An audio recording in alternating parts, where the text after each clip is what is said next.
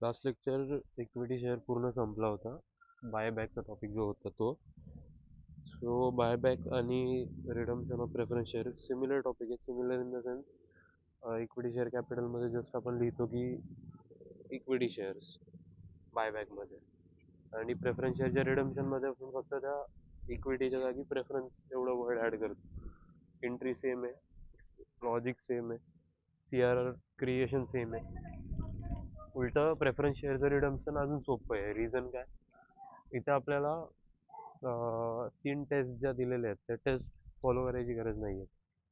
Reason simple आहे की जे रिडम्पशन ऑफ प्रेफरन्स शेअर होतं ते एक फिक्स शेअरचं होतं. म्हणजे फॉर एक्झाम्पल मी 5 वर्षासाठी प्रेफरन्स शेअर्स इश्यू केले, तर जेवढे शेअर मी त्या टायमाला इश्यू केलेले असतील तेवढे मला 5 वर्षांनी रिडीम करायला लागतील. सो इथं किती नंबर ऑफ शेअर रिडीम करायचे हा प्रश्नच येत नाही.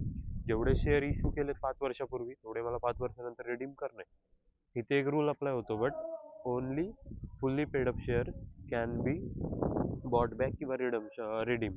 त्याचं मिनिंग काय होतं, मागं सांगितलं होतं की जर शेअर कंपनीने सेल केलाय 15 रुपयाला आणि कंपनीने 15 रुपये रिसीव्ह केले शेअरचे, तरच तो शेअर बायबॅक किंवा रिडीम होऊ शकतो. त्याच्यासाठी मी एक चांगलं एक्झाम्पल पण दिलं होतं की फुल्ली पेड अप शेअर काय असतो. So fully paid up share जर असेल तरच तो बायबॅक होतो. फुल्ली पेड अप शेअर परत एकदा सांगतो. फॉर एक्झाम्पल शेअर आहे 10 रुपयाचा, मी पब्लिकला इश्यू केला आहे 15 रुपयाला.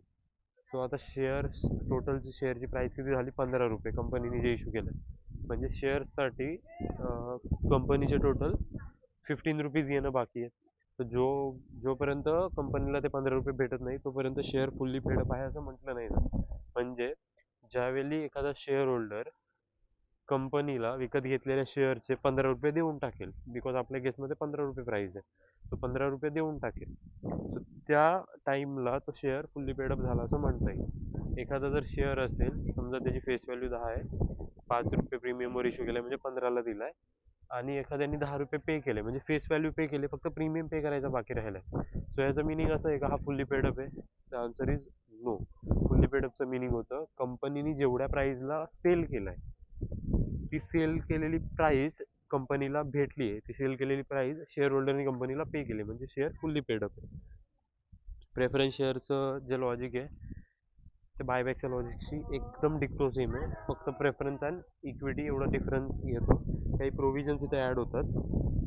पहिले तर बुकमध्ये काय कॉन्सेप्ट दिलेत ते बघून घेऊया. Okay, redeemable preference shares have a fix term and hence are redeem at the end of such period. ह्याचं मी आधीच सांगितलं की जे रिडीमेबल प्रेफरन्स शेअर आहेत ते फिक्स पिरियडसाठी इश्यू केले जातात. म्हणजे 5 वर्ष झाले, 10 वर्ष झाले आणि त्यानंतर ते रिडीम होतात. त्यामुळे किती नंबर ऑफ शेअर रिडीम करायचे हा प्रश्नच येत नाही. ह्याचं एक बेस्ट एक्झाम्पल समजा की आजची डेट काय आहे, आजची डेट आहे for example 18th to 2026. So ह्या दिवशी मी 2 टाईपचे debenture issue sorry preference share issue केले. एक जे होते ते 5 इयर्सचे होते आणि एक होते ते 10 इयर्सचे होते. मी 2 टाईपचे डिबेंचर इश्यू केले. तर 5 इयर्सचे जे होतील ते मला 2031मध्ये काय करायला लागतील, रिडीम करायला लागतील.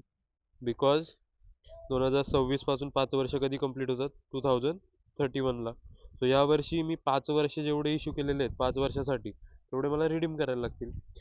अजून एक बेटर एक्झाम्पल घ्यायचं झालं तर समजा मी 5 वर्षासाठी 1 लाख डिबेंचर इश्यू केलेत आणि 10 वर्षासाठी 50,000. ओके, ह्याच दिवशी सेम दिवशी. सो 5 वर्षानंतर कंपनीकडे प्रश्नच नसेल की किती जे प्रेफरन्स शेअर आहे ते रिडीम करायचे. कंपनी हे 50,000 रिडीम नाही करणार बिकॉज त्याचा टेन्युअर 10 इयर आहे, तर ते 10 वर्षांनी करेल. म्हणजे कंपनी किती करेल, हा 1 लाख. आता ह्या लेखातलं 1 लाखातला पार्ट करेल का, म्हणजे या 1 लाखातलं 50,000 आत्ता करेल आणि 50,000 अजून 5 वर्षांनी करेल असं आहे का? Answer is no.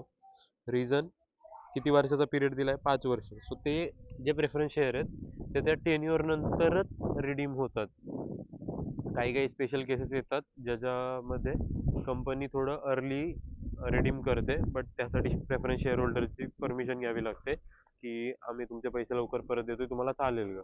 तर ते येस बोलले तर. नॉर्मल केसमध्ये ज्यावेळी टेन्युअर कंप्लीट होतो कंपनी त्याच वेळी पैसे पे करते आणि मोस्ट ऑफ केसेसमध्ये असंच होतं. ओके.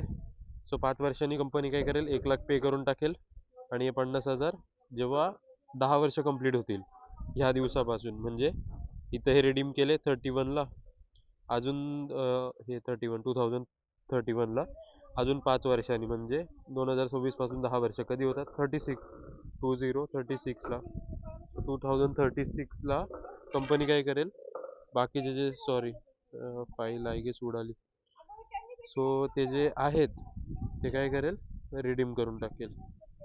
एक मिनटं फक्त, माझ्याकडनं फाईल चुकून गेली ती, सॉरी. आय होप कॉन्सेप्ट समजली असेल. पेज नंबर मी बघितला नव्हता, काढावा लागेल.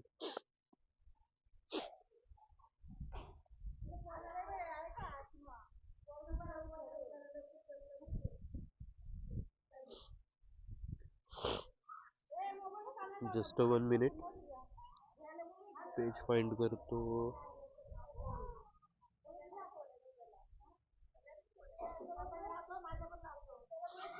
ठीक आहे, पेज भेटला.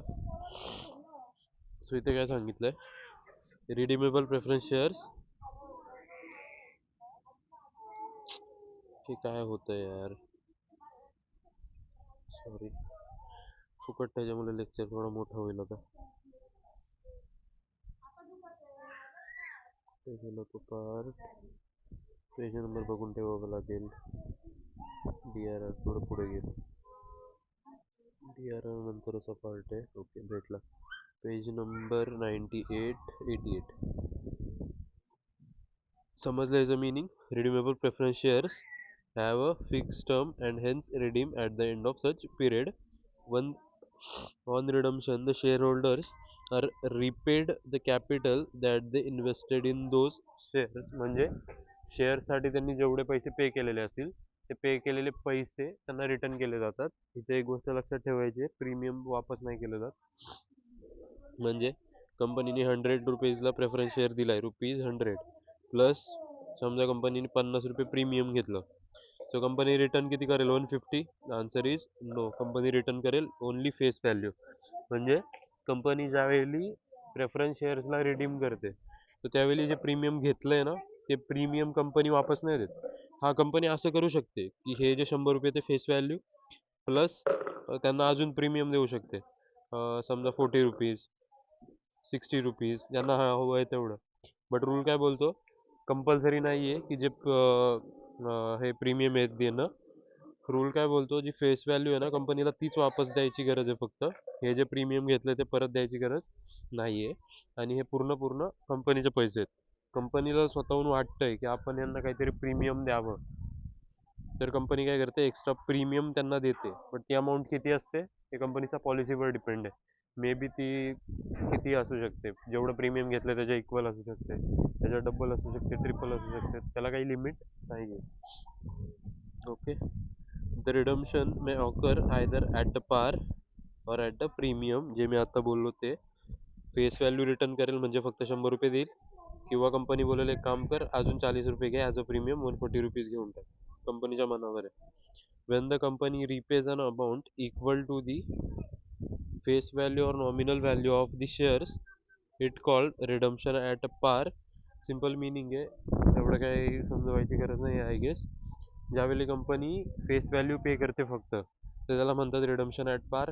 ज्यावेळी कंपनी काय करते, थोडे एक्स्ट्रा पैसे देते, फेस व्हॅल्यू दिली अजून थोडे एक्स्ट्रा पैसे दिले, तर त्याला म्हणतात रिडम्शन ॲट प्रीमियम. तेच खालच्या लाईनमध्ये सांगितलंय. On the other hand, when the company repay more than face value, it known as redemption at a premium. Thus under redemption at a premium, the company makes payment for preference share capital as well as for premium. काही provisions आहेत companies ॲक्टच्या. Under section 55 section जो आहे तो preference शेअरसाठी काही rules देतो. त्या रूल्समध्ये काय काय दिलं बघूया. No company limited by share shall issue irredeemable preference share. त्याचा शॉर्ट फॉर्ममध्ये मी रीड केलं. No company limited by share. Company limited by share काय असतं माहिती असेल तर ठीक. 11वीला कधीतरी शिकलो होतो जेव्हा आपण 11th मध्ये होतो. टाइप्स ऑफ कंपनी म्हणून एक टॉपिक होता. Types of company. तो टाइप्स ऑफ कंपनीमध्ये दोन टाईपच्या कंपनीज येतात, लिमिटेड अँड अनलिमिटेड. हे मला सांगण्याची वेळ नाही यायला पाहिजे बट ठीक आहे. एवढं डीपमध्ये 11वीला नॉलेज नव्हतं घेतलं आपण. इनफॅक्ट मी पण नव्हतं घेतलं. टाईप्स ऑफ कंपनी, एक असते लिमिटेड आणि एक असते अनलिमिटेड. लिमिटेड कंपनी म्हणजे जिची लायबिलिटी लिमिटेड आहे. म्हणजे त्या कंपनीचं जे लोन आहे ना, ते लोन त्याच्या ओनरला रिपे नाही करायला लागत. फॉर एक्झाम्पल, हा एक पर्सन आहे. त्या पर्सननी काय केलं, एक बिझनेस केला ABC नावानी, आणि ह्या बिझनेसच्या नावाने लोन घेतलं बँकेकडनं. ओके. आणि फ्युचरमध्ये ह्याला हे लोन ना रिपे नाही करता आलं. आणि काय केलं, लोन घेतलं.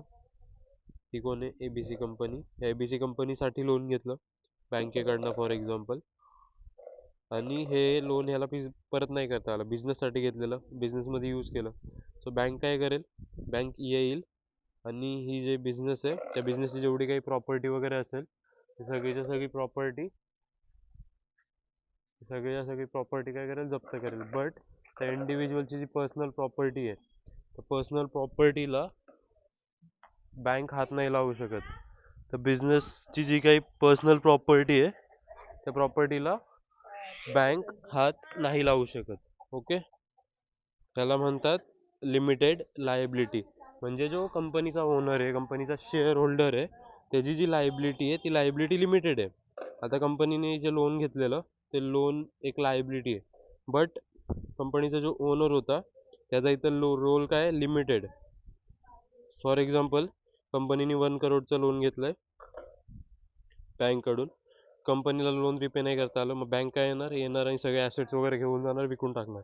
समजा कंपनीने 50 lakhs असे रिकवर केले सगळे ॲसेट वगैरे विकून. बट 50 लाख आता पूर्ण बिझनेस बंद झाला तरी 50 लाख बँकला नाही भेटले. सो बँक काय करेल, ह्याच्याकडे जाईल, बोलेल पैसे दे. तो काय बोलेल, मी पैसे नाही देणार, बिकॉज माझी लायबिलिटी काय, लिमिटेड आहे. म्हणजे मी जबाबदार नाही आहे. बट अनलिमिटेडच्या केसमध्ये असं नाही होत. अनलिमिटेडच्या केसमध्ये बँक येणार, ह्याची पण सगळी पर्सनल प्रॉपर्टी विकून टाकणार, जर हे पैसे कमी पडले ना असे. तर पैसे कमी नाही पडले तर काही प्रश्न नाही. बट जर लोन जे घेतलंय बिझनेसने ते बिझनेसला रिपे नाही करता आलं, तर अशा टाईमला अनलिमिटेड लायबिलिटी असेल तर जे लोन ज्यांच्याकडनं घेतलंय ते येऊन शेअर होल्डरची प्रॉपर्टी सुद्धा विकू शकतात त्यांचं लोन नील करण्यासाठी. ओके.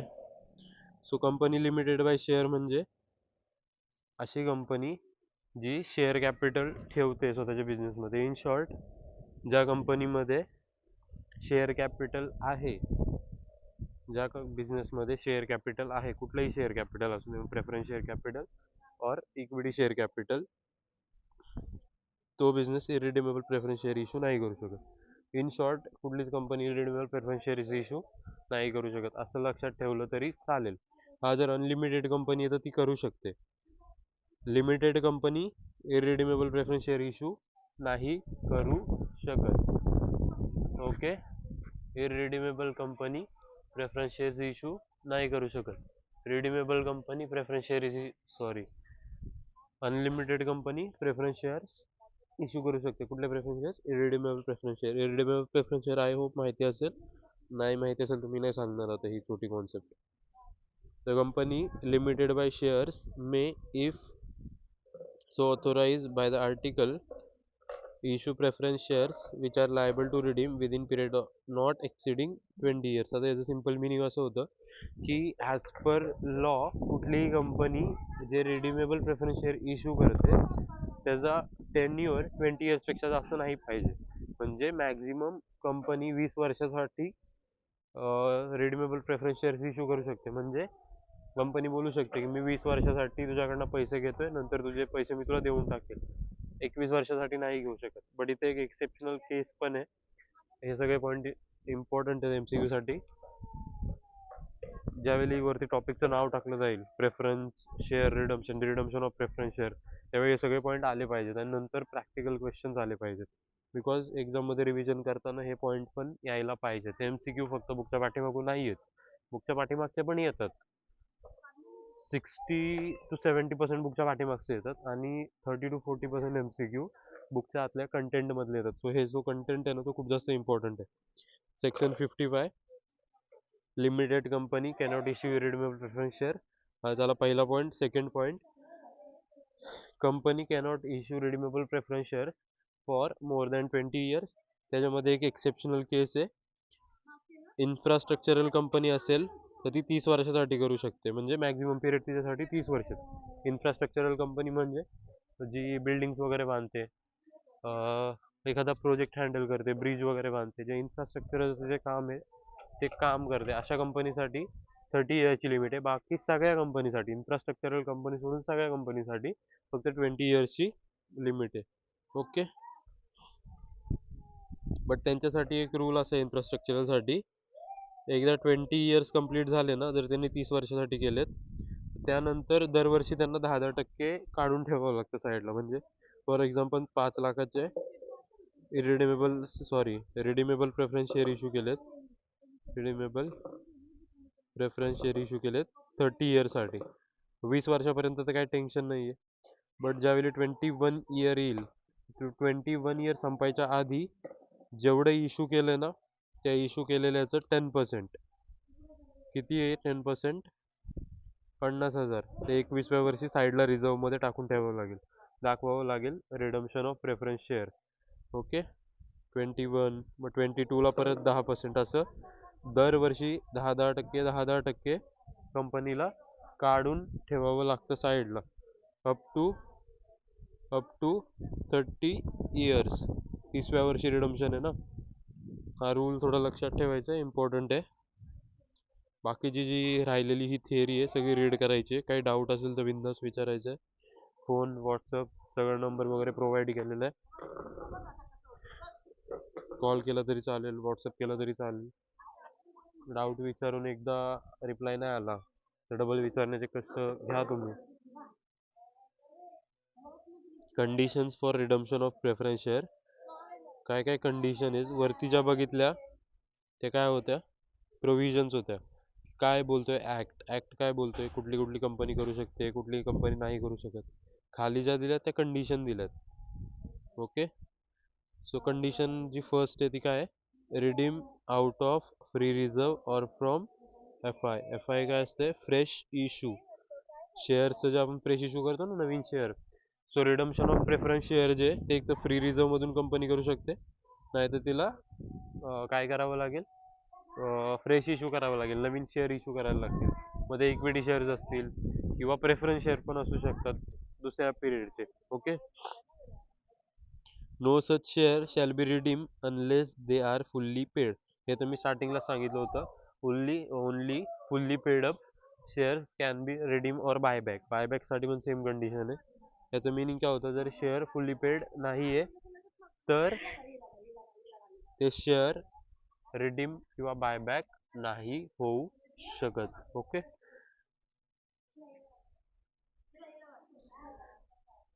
नेक्स्ट पॉइंट आहे, आता झाला ना, ठीक आहे, 2 पॉईंट झाले, हा एक झाला, हा एक झाला. नेक्स्ट पॉईंट काय बोलतोय, नेक्स्ट पॉईंट बोलतोय की ज्यावेळी, पूर्ण मी आता रीड नाही करत आहे, मी शॉर्टकटमध्ये सांगतो फक्त, जे इम्पॉर्टंट आहे, कॅपिटल रिडम्शन रिझर्व, CRR आपण ज्याला शॉर्ट फॉर्ममध्ये बोलतो. सो हा CRR बनवावा लागेल ज्यावेळी कंपनी रिडीम करेल प्रेफरन्स शेअर. बाकी त्यात एक्सप्लेनेशन नाही आहे काही. जसं आपण बायबॅकमध्ये काय बनवायचो, CRR बनवायचो. किती CRR बनवायचं, सेम रूल आहे. CRRचा सेम फॉर्म्युला इथे अप्लाय होतो. सेम फॉर्म्युला काय, फेस व्हॅल्यू ऑफ रिडम्शन, इथं फक्त रिडम्शन येईल, face value of redemption minus face value of fresh issue. Same rule apply होतो. त्यानंतर डीचा आय वाला पॉईंट, तो डीचा आय वाला पॉईंट काय बोलतोय,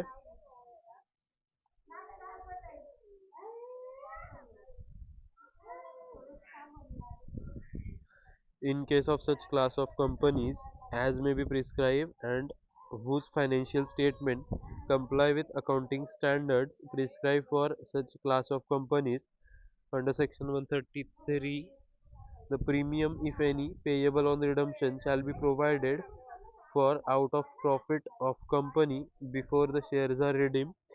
अच्छा, मला समजलंय काय म्हणताय. तर नसेल समजलं तर मी समजवतो. हे दोन्ही पॉईंट्स काय म्हणतायत ते मी सांगतो. तर हे दोन्ही पॉईंट आपण दरवेळी कंप्लाय करतो, बट आपल्याला माहीतच नव्हतं की हे दोन्ही पॉईंट आहेत ते. सो हे पॉईंट काय बोलतायत, ते दोन पॉईंट असं सांगतायत की जर रिडीम करायचं आहे तुम्हाला शेअर, तर शेअर रिडीम करताना आधी फ्री रिझर्व यूज करायचा. फ्री रिझर्व यूज करायचा. देन जर फ्री रिझर्व कमी पडला तर एस पी यूज करायचा.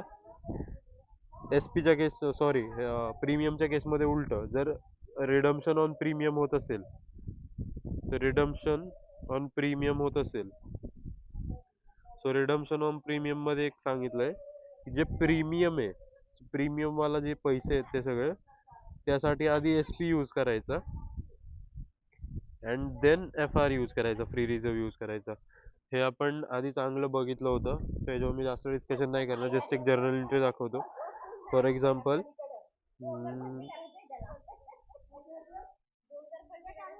एफ आर अकाउंट डेबिटेड कमी पडला एफ आर, तर S P account debited, then कुठे ट्रान्सफर करतोय आपण, to C R R account. जर आपल्याला सी आर आर क्रिएट करायचं आहे तर सगळ्यात आधी आपल्याला एफ आर यूज करायचा आहे. एफ आर मध्ये कमी पैसे पडत असतील देन आपण एस पी यूज करतो. हे झालं फर्स्ट. सेकंड काय बोलतोय, प्रीमियम पे करताना उलट करायचं. प्रीमियम पे करताना काय करायचं, हे काय झालं रे यार, मध्ये मध्ये झटके येतात त्याला. 88 98 ब्लँक पेज कुठे गेला, ब्लँक पेज गेला वाटतंय.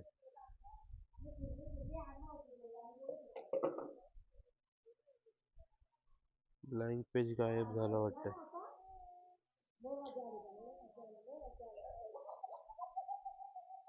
ठीक आहे, ब्लँक पेज गेला वाटतंय तो. ठीक आहे, जाऊ दे, मी सांगतो बट काय F R, sorry F R नाही, सेकंड वाली एंट्री. सेकंड वाला एंट्रीमध्ये सगळ्यात आधी एस पी यूज करायचा प्रीमियम पे करताना. देन एस पी मध्ये बॅलन्स कमी पडत असेल तर घ्यायचा free reserve, S P account debited, then F R account debited to premium payable on redemption. I hope दोन्ही एंट्री समजल्या असतील. मध्ये जी शीट बनवलेली ती शीट गायब झाली आहे, सो मी थोडं कनेक्ट नाही करू शकत आता ते. बट परत सांगण्यात काय एवढं म्हणजे असं एकदम टफ गोष्ट नाही की मी परत परत त्याच्यावर एक्सप्लेनेशन देईल. सो एकदा ती नसेल समजलं तर व्हिडिओ रिवाइंड करायची, बघायचं काय बोललो मागच्या 5 मिनिटात, समजून जाईल. इझी आहे एकदम. S P account debited, F R account debited to premium payable on redemption. Important point A B C D पण झाला. डी पण झाला ना, नाही मी आता कोणते दोन पॉईंट सांगितले ॲक्च्युअलमध्ये, सॉरी मी जरा थोडंसं. अच्छा, ही नोट राहू दे, मी रीड नाही केली, रीड केली होती बट त्यात काय ॲक्च्युअली मला समजलं नाही. जर बघायचं असेल तर बघू शकतो, बट एवढं मला काय इम्पॉर्टंट नव्हतं वाटलं. तर मला काय वाटलं तर मी नंतर सांगेल. Important points on redemption of reference shares.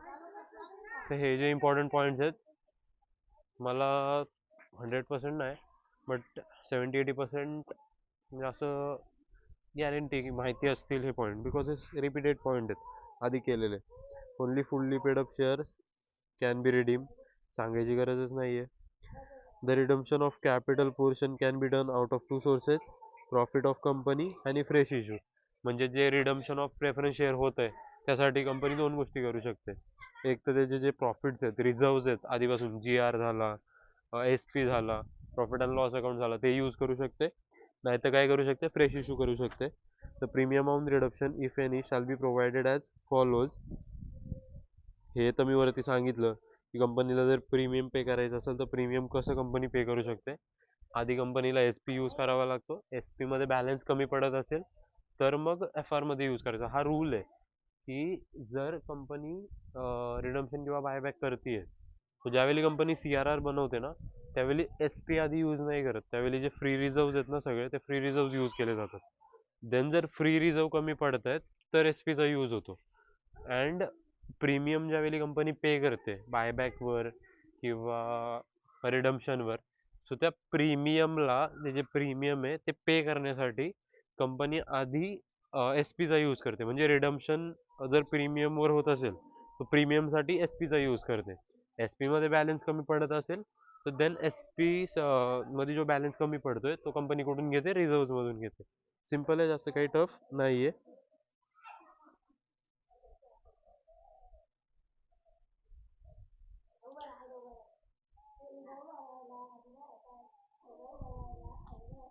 Companies may also issue fresh equity or preference share for redemption of existing preference share.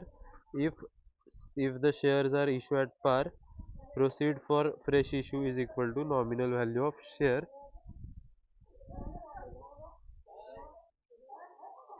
If the shares are issued at a premium, proceed for fresh issue of shares is equal to nominal value of share excluding premium on के फालतूचा point दिलाय.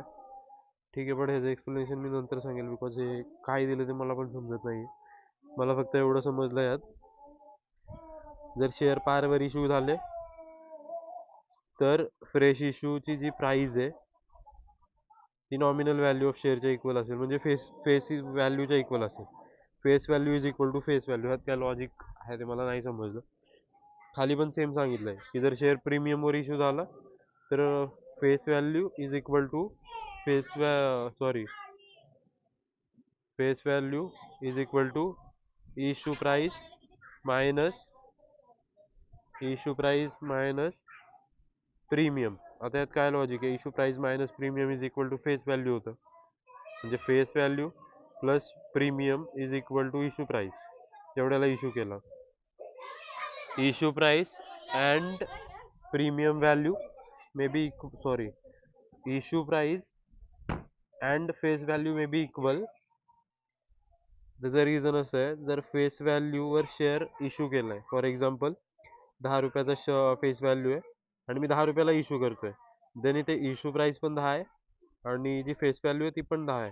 But जर मी माझा share प्रीमियमवर issue करतोय, म्हणजे face value त्याची 10 आहे plus मी 4 रुपये प्रीमियमवर इश्यू केला, तर ही इश्यू प्राइस किती झाली, इश्यू प्राइस 14 झाली आणि फेस व्हॅल्यू तर 10च आहे.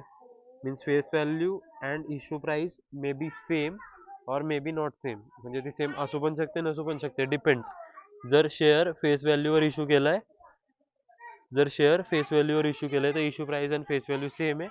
जर शेअर प्रीमियमवर इश्यू केलाय किंवा डिस्काउंटवर इश्यू केलाय तर इश्यू प्राइस अँड जी फेस व्हॅल्यू आहे ती सेम नाही आहे. जेवढ्या यांचं एक्सप्लेनेशन नसेल समजलं ना, सरळ चॅट जीपीटी उचलायची, तिथून एक्सप्लेनेशन काढायचं, सिम्पल पडेल समजायला थोडंसं.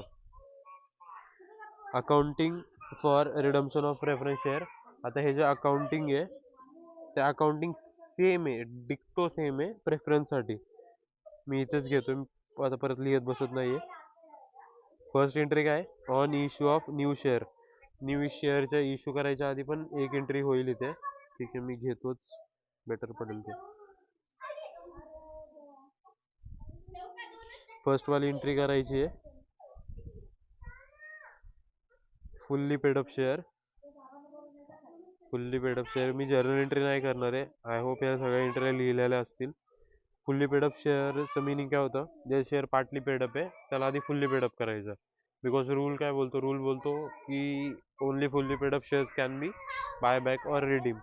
सो फुल्ली पेडअप शेअर जर नसेल, म्हणजे शेअरची प्राइस आहे 10 रुपये आणि शेअरवर फक्त 8 रुपीज पे झालेत, तर राहिले किती 2. ते 2 रुपयाचा कॉल ऑर्डर करायला लागेल. ठीक आहे, मारतो त्याची पण एंट्री. जर्नल एंट्री काय होती त्याची, कॉल ड्यूची जी एंट्री होईल ती देन कॉल मनी रिसीव, कॉल रिसीव झालं दोन्ही एंट्री. त्यानंतर एंट्री होते फ्रेश इश्यूची, सेकंड एंट्री होते फ्रेश इश्यू. जर कंपनीने नवीन शेअर इश्यू केले तर त्याची एंट्री. मी बायबॅकसाठी दोन एंट्री सांगितलेल्या, एक तर शॉर्टकटवाली एंट्री होती म्हणजे डायरेक्ट एंट्री होती, अँड एक वाली जी एंट्री होती ती दोन एंट्री होत्या, म्हणजे एक तर कंबाईन एंट्री,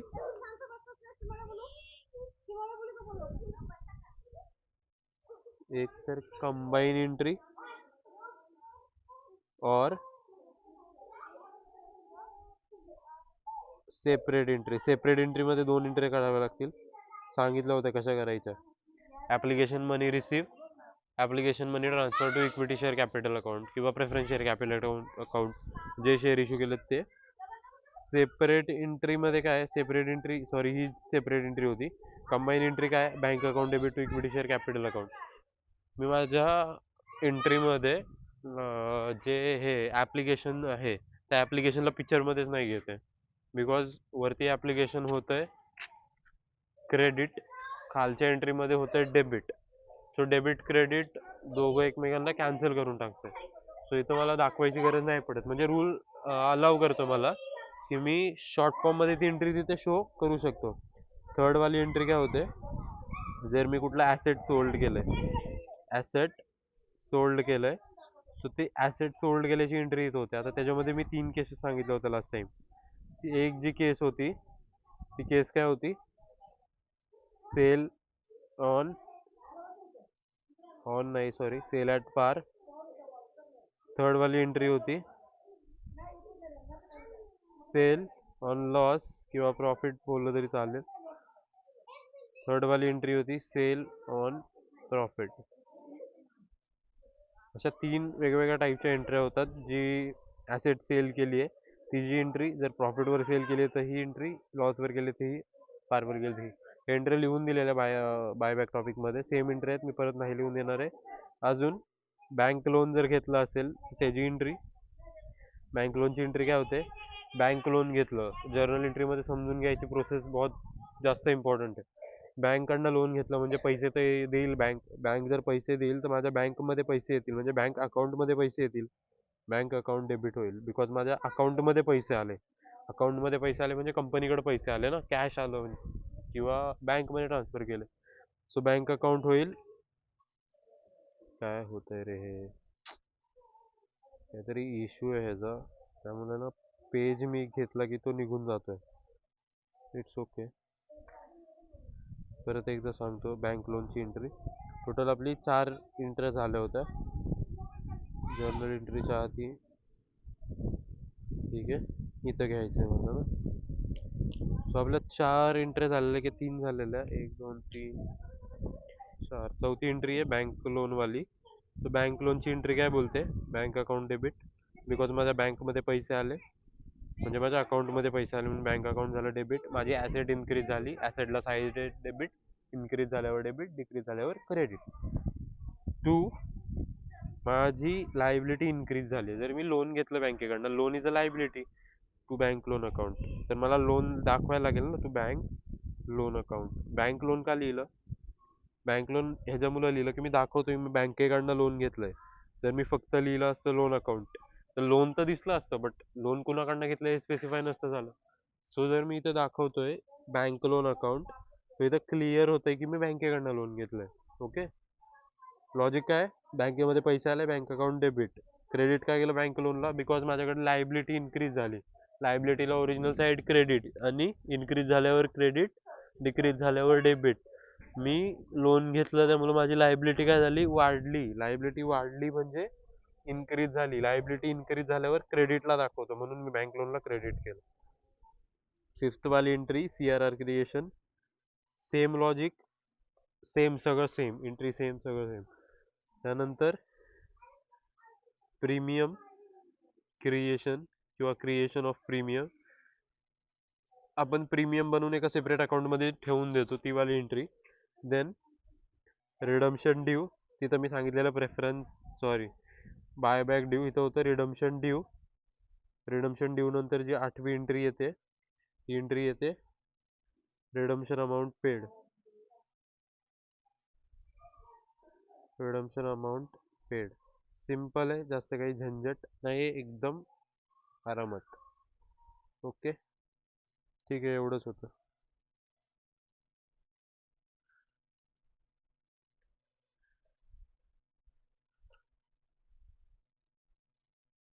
प्रॅक्टिकलवाला पार्ट नेक्स्ट लेक्चरमध्ये घेईल मी.